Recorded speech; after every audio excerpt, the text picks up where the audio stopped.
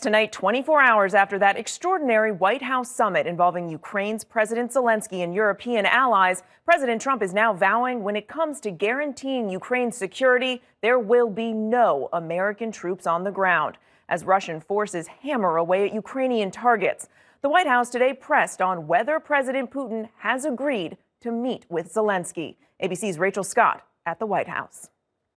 Tonight, President Trump says any effort to protect a possible peace deal between Russia and Ukraine will not involve American boots on the ground. It comes after he promised Ukrainian President Volodymyr Zelensky the U.S. would provide security guarantees in case Russia invades again. Would that involve U.S. troops? Would you roll that out in the future?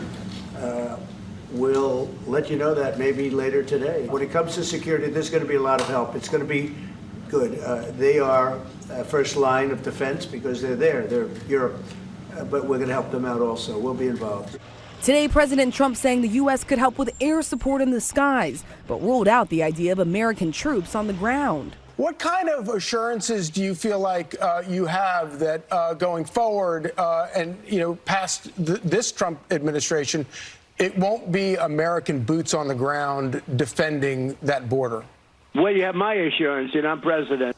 The president says he got Zelensky and Putin to agree to sit down one-on-one.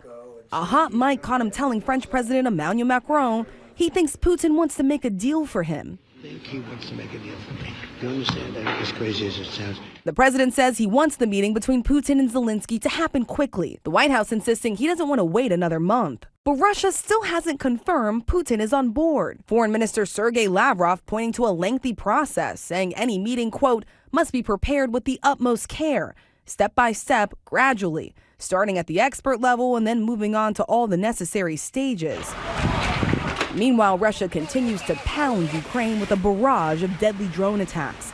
Today, I asked the White House why the president is convinced that Putin actually wants to come to the table. What indications is the president getting from Putin that he wants to have this meeting with Zelensky soon?